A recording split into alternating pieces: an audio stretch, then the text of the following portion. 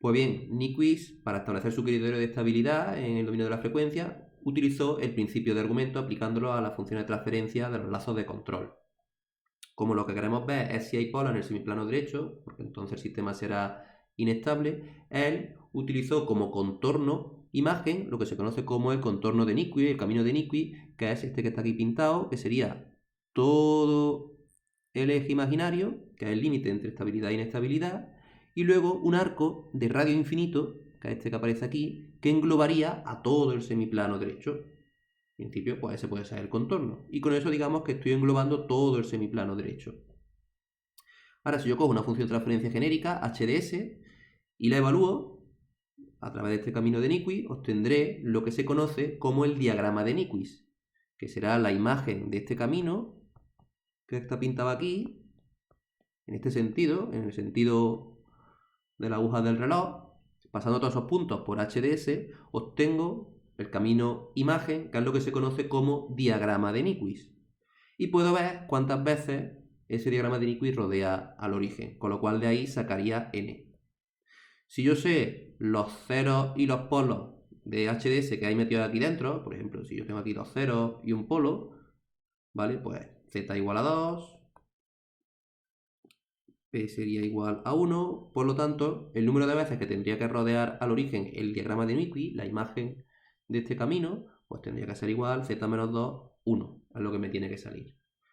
Bien, pero así no es como vamos a funcionar, sino que vamos a hacerlo a la inversa, como ahora comentaré.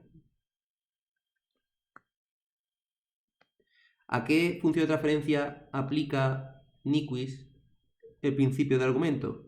Pues lo aplica a lo que es la ecuación característica.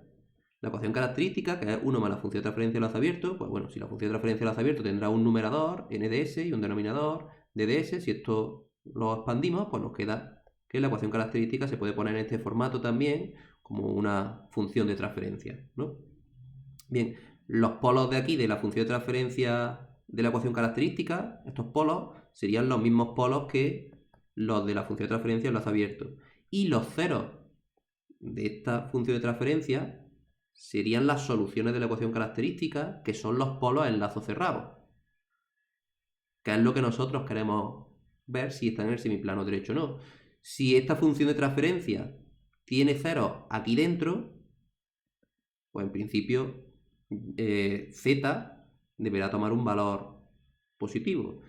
Si la función de transferencia esta de aquí tiene polos aquí dentro, lo puedo saber a priori porque conozco la función de transferencia en lazo abierto. Luego, en principio, P lo conozco. Si yo no sin calcular esta función de transferencia, z en principio no lo conozco. Esto es lo que yo quiero calcular. Yo quiero saber si hay soluciones de esta función de transferencia, que es la ecuación característica, que estén aquí dentro. Y si hay ceros de esta ecuación característica aquí dentro, esos ceros yo sé que son los polos en lazo cerrado. Luego esto no lo conozco.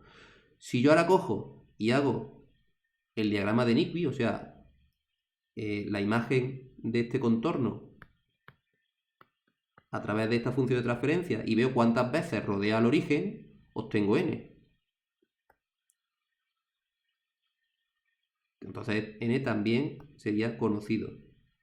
Y ahora se tiene que cumplir el teorema del principio de argumento, luego se tiene que cumplir que n tiene que ser igual a z menos p. Y de aquí, pues lo que no conozco es z, pero lo puedo despejar. Z igual a n más p. Y si me sale que z es 1, 2, 3 o 4, pues significará que esta función de transferencia tiene aquí ceros dentro. Y por tanto, esos ceros son polos en lazo cerrado inestables, por lo que el sistema es inestable. Que me sale que z igual a 0, pues significa que no hay aquí ceros de esa función de transferencia metidos dentro, de lo que es la ecuación característica, y por tanto el sistema es estable. Y eso es un poco la idea inicial de lo que sería el criterio de estabilidad de Nyquist. Bien, aquí un poco comentar lo que yo ya he dicho, que los polos de la función de transferencia de esta ecuación característica son los mismos que la función de transferencia de lazo abierto, que es un valor conocido, que al evaluar esto en el diagrama de Nyquist podíamos calcular n, y que una vez conocido n, pues veríamos z, que z son los ceros, vuelvo a repetir, de esta función de transferencia, y los ceros de la ecuación característica son los polos en lazo cerrado. Evidentemente hoy día con los ordenadores pues esta función de transferencia la podríamos calcular y podríamos hacerlo con ordenador, pero en aquella época no había ordenador, y además si esta función de transferencia el numerador es de orden 3, 4, 5, 6, pues entonces resolverla sin ordenador no sería muy factible. O incluso pudiera ser que yo no tuviera realmente la función de transferencia de lazo abierto, sino que la hubiese obtenido de manera experimental y no tuviera, digamos, la expresión en sí. Que esa también era otra ventaja del diagrama de Newton, que se podía aplicar a partir de la respuesta frecuencial obtenida experimentalmente. Entonces, bueno, recalcar que lo que vamos a sacar del diagrama de Newton son el valor de z, pero que z son los ceros de la ecuación característica, que son los polos del lazo cerrado, que están en el semiplano derecho. Es importante. Y aunque utilizamos la función de transferencia de lazo abierto, las conclusiones que estamos sacando son del lazo cerrado. Bien, una cosa más que se hizo es lo siguiente. Ya que la ecuación característica tiene esta forma, y al hacer el diagrama de Newton, la imagen de este contorno de Newton, ¿vale? Se miraba el número de veces que se rodea al origen. Pues bien, si yo aquí resto -1 en ambos lados, eso al final es equivalente, este sería el original. Vemos cuántas veces rodeamos al origen. Si yo resto -1 aquí, al final esto es equivalente a obtener el diagrama de Newton, no de la ecuación característica, sino de lo que sería la función de transferencia en lazo abierto, y en vez de mirar al origen, pues miro al -1, porque realmente yo lo que he hecho aquí es quitar -1, este -1, lo resto, y entonces ahora evalúo la función de transferencia en lazo abierto, en el camino este, en el contorno de Newton, y obtengo el diagrama de Newton, y ahora, en vez de mirar, para calcular n, en vez de mirar al origen, miramos al -1. A partir de ahora, -1 lo llamaremos punto crítico.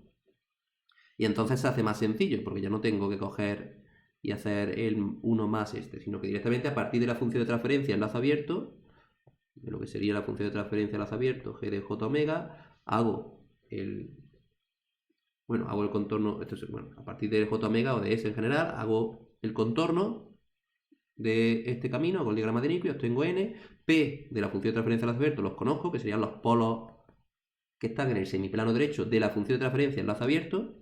Una vez que tengo n y tengo p, pues n más p es igual a z. Y z serían los polos en lazo cerrado que están en el semiplano derecho, los polos inestables.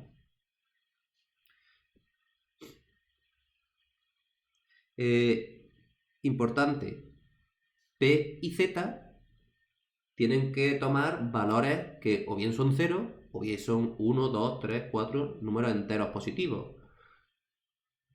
No tiene sentido que P, P a priori es conocido, entonces P no puede valer -1 ni -2, yo no puedo tener menos un polo inestable de la función de transferencia de lazo abierto en el semiplano derecho.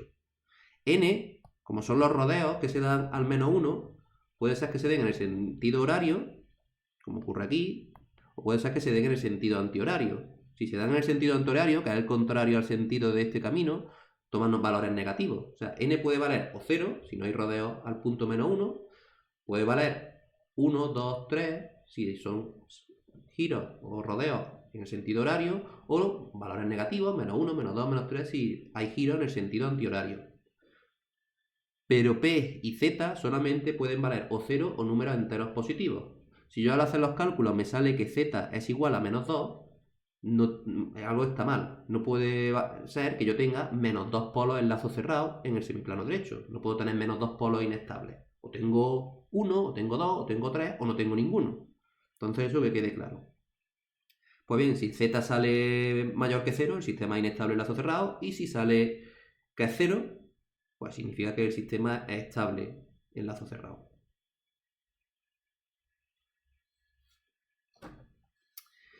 Bien, entonces un poco, antes de pasar a hacer un ejemplo, vamos a ver cómo se haría el diagrama de Newton. Básicamente es lo siguiente, se coge por defecto este camino que hemos pintado aquí, que sería, se divide en tres tramos. Primero, lo que sería el semieje imaginario positivo, que sería este, en principio. Después, el arco de radio infinito, este que sale aquí.